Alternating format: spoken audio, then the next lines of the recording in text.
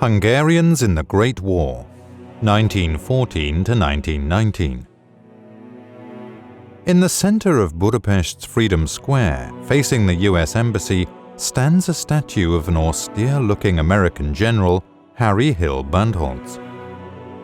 Hungarians erected this statue in 1936 as a gesture of gratitude. And while it may seem unusual to dedicate a statue to an enemy general in the capital, it was done so as a genuine mark of respect. World War I would bring many more unexpected and unprecedented twists to the history of the world and Hungary. When war broke out in 1914, no one could have anticipated that a few years later, Hungarian soldiers would be fighting America's 332nd Infantry Regiment in northern Italy. It surpassed even the wildest imaginings of fiction writers that by 1919, the close of the decade, during the darkest moment in Hungarian history, it would be Romanian forces occupying Hungary and marching into Budapest. Was Hungary truly responsible for the outbreak of the First World War? Where did Hungarian soldiers fight? And how did the 1,000-year-old Hungarian nation collapse in just a few weeks? Aggression or self-defense? On June 28, 1914, in Sarajevo, a city under Austro-Hungarian rule, Serbian terrorist Gavrilo Princip assassinated Archduke Franz Ferdinand, the heir to the empire's throne. This act of violence reflected Serbian nationalist aspirations, the establishment of a large independent Yugoslav state comprising territories then under Austro-Hungarian rule, where the South Slavs formed either the majority or the minority of the population. In addition to the Serbian issue, the empire grappled with ethnic tensions within its borders. The Czechs were looking for rights similar to those of Hungarians, some even coveting full independence. Transylvanian Romanians wanted autonomy and, ultimately, union with the Kingdom of Romania. Moreover, the empire faced the threat of pan-Slavic movements fueled by its biggest opponent, the Russian Empire, and its increasing influence in the Balkans. It was these factors that led the imperial leadership in Vienna to consider a short, swift war to deter further nationalist movements, while bolstering the empire's fading global prestige. From Vienna's perspective, a war was not viewed as an act of conquest, but rather as a defensive, preemptive strike. In response to the Archduke's assassination, Vienna issued the Serbian government with a list of formal demands known as the ultimatum. However, Serbia, encouraged by its supporter Imperial Russia, declined responsibility, and within a few weeks declarations of war among Europe's great powers abounded in a domino effect. Thus, the rivalry between the German and British empires plunged almost all of Europe into war. In London, Berlin, Paris and Vienna, the masses enthusiastically welcomed the news of war, and Budapest was no exception. To Hungary's credit, its Prime Minister, István Tisza, was the lone voice amongst the great powers who opposed the declaration of war. He foresaw that Hungary, in such a major conflict, had nothing to gain, but everything to lose. Unfortunately, the voice of the Hungarian Prime Minister could not compete with that of the Austrian leaders and Emperor Franz Joseph. Thus, Tisza eventually had to give up his position, but insisted that they should declare in advance that in the event of victory, no territory would be taken from Serbia. Hungarian front lines and battles. The Great War that ensued would last for a little over 4 years. The Entente powers, initially made up of the British Empire, France, Russia, later Italy and Romania, and from 1917 the United States, faced the Central Powers, the German Empire, Austria-Hungary, Turkey and Bulgaria. Over those 4 years, Austria-Hungary's forces fought on 4 fronts. At the start of the war, they were forced into a two-front battle. In the summer of 1914, they attacked Serbia, but were soon defending themselves against Russia. In 1915, they managed to push back Russia and defeat and occupy Serbia. However, a new front opened in Italy, which had been an ally before the war, but now sided with the Entente to attack Austria-Hungary. However, the Italians didn't get far, and 2.5 years of trench warfare would follow in the rugged and rocky region of the Isonzo. The most critical period turned out to be the summer and early autumn of 1916.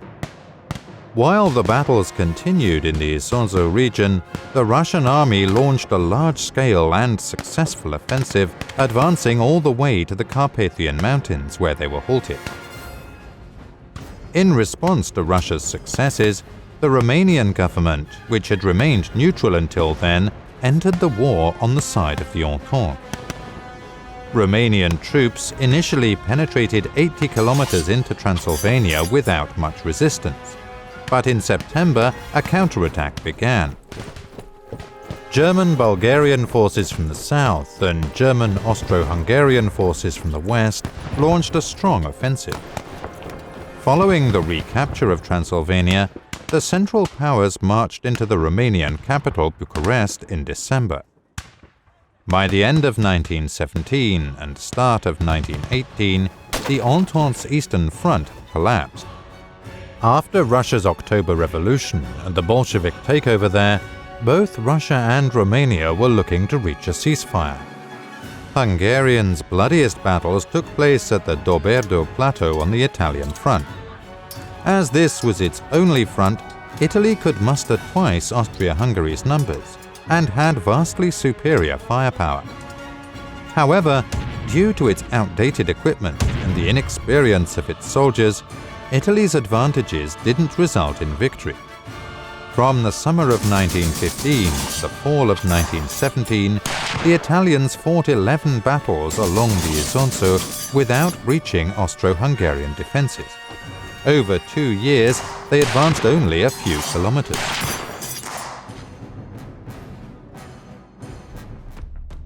Heroic acts in the Great War. Hundreds of thousands of Hungarian soldiers fought on the Isonzo front, with the number of casualties also reaching several hundred thousand. Having to dig trenches into hard, rocky limestone surfaces with little cover and a shortage of water made circumstances particularly dire. A Hungarian soldier's diary recounts the troops' suffering during hot summer days, when they were tortured by thirst, writing, "We are so emaciated that we can hardly recognize each other. Yesterday was doomsday for us, with 262 dead, 49 wounded, 135 captured, and 12 gone mad. We were howling from thirst and torment. In front of us, at a distance of 70 paces, lay dead Italian soldiers, including some who had been shot to death 14 days ago. We couldn't bury them on account of the firing, and we couldn't bear the stench any longer. There were only 54 of us left from the 76th Regiment." Finally, in October 1917, at the Battle of Caporetto, German and Austro-Hungarian forces combined to achieve a decisive breakthrough. Their newly organized elite assault units, the stormtroopers, played a prominent role infiltrating Italian defenses rapidly using hand grenades and paving the way for the infantry's advance. One notable success was led by a Hungarian officer, Lieutenant Árpád Bertalan, and his squad of 15 men. Against all odds, they successfully eliminated the Italian first and second line over a 300-meter stretch, capturing an artillery battery and taking hundreds of prisoners. Italian losses at Caporetto were catastrophic, with 10,000 dead, 30,000 wounded, and nearly 400,000 taken prisoner. After the battle, Italy withdrew to the Piave River, setting up a new defensive line with the help of French and British troops. In the final weeks of the war, it was Ohio's 332nd Infantry Regiment that arrived to bolster the hard-pressed Italian army.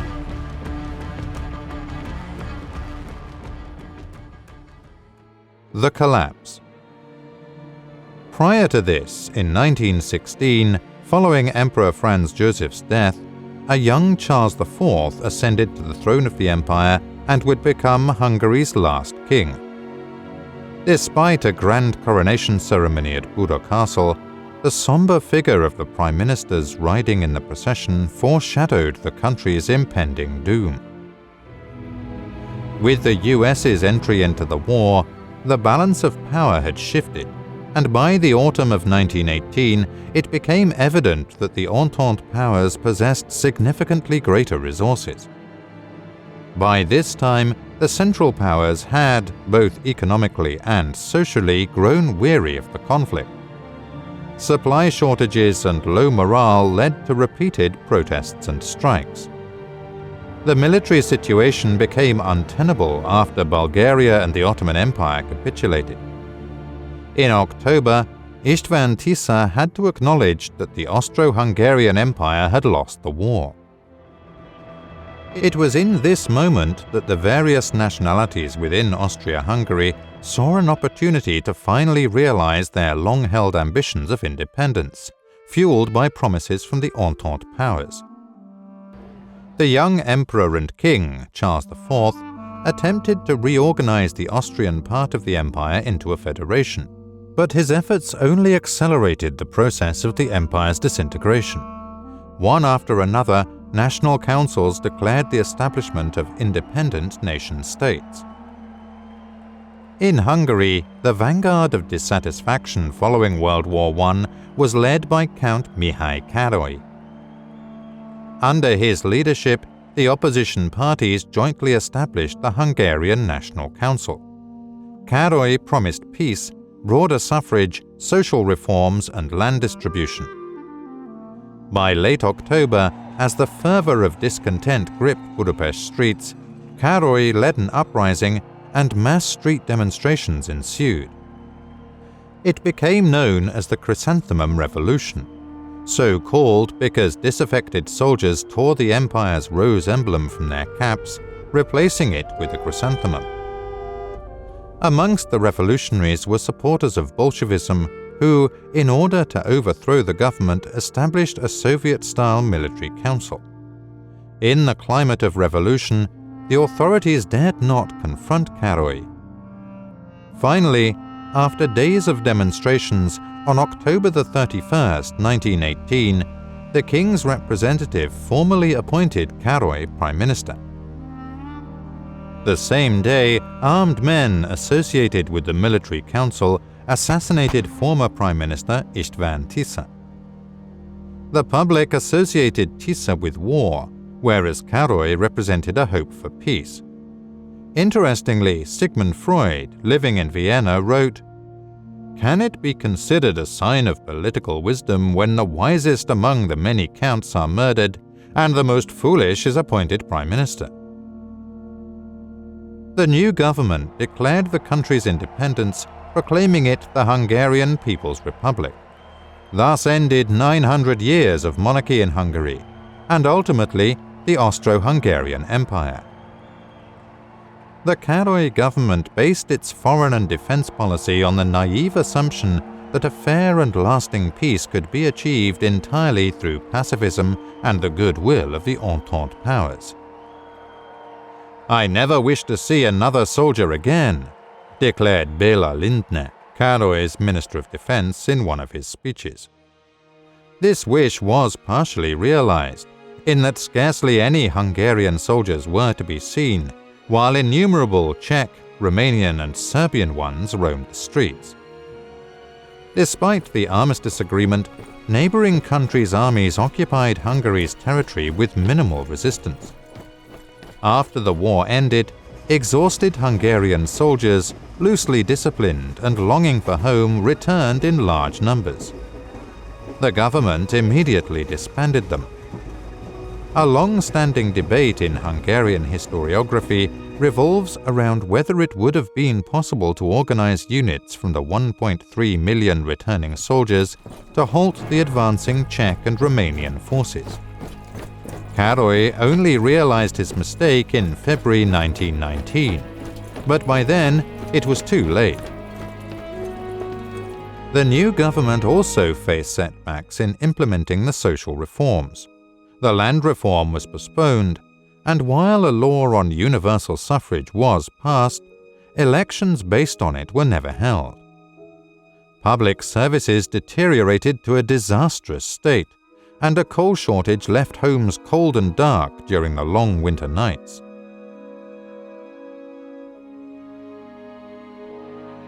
The first communist dictatorship in Hungary.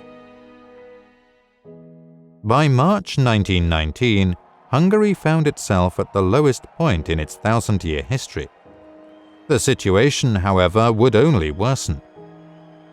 Hungarian communists led by Béla Kun returned from Moscow to organize a coup, overthrowing the Károlyi government. Thus, Hungary became the second country in the world where a communist dictatorship was established. Under communist rule, measures similar to those in Russia were implemented. Widespread nationalization occurred, peasants were forced into cooperatives, and harsh religious persecution began. The brutal Red Terror targeted any individual suspected of being an enemy. This was the first, but sadly not the last, regime in Hungary's history that shot its victims into the Danube River in Budapest. Yet, all this aside, ongoing and very real geopolitical issues remain. The Hungarian Communist Party wanted its army to ally with the Soviet military, facilitating a worldwide communist revolution. The neighboring countries, supported by the Entente, took the existence of Hungary's communist establishment as a justification to launch a military offensive. Romanians successfully crossed the Tisza River, whilst Czech forces took Miskolc in early May. In response, the communist regime recruited an army of over 100,000 workers, amongst whom were many former officers fighting for Hungarian national goals rather than those of the communists. Between May and June 1919, they launched an effective counterattack against Czech forces, recapturing Miskolc, Kassa, and Eperjes. In response to Hungary's successful retaliation, the Entente powers offered a compromise. If Hungary withdrew its forces back inside its northern demarcation line, then the Romanians would evacuate the Trans-Tisza region. Béla Kun accepted these terms in good faith, recalling Hungarian troops as requested. This would prove to be a mistake. The Romanians ignored the terms of the agreement, refusing to withdraw. The demoralized Hungarian Red Army's resistance quickly collapsed, clearing the path for the Romanian army to march into Budapest. Béla Kun and his comrades fled abroad, and Hungary's communist dictatorship, which had lasted just 133 days, finally came to an end. What followed was looting on an unprecedented scale, perpetrated by Romanian forces in those parts of Hungary they occupied.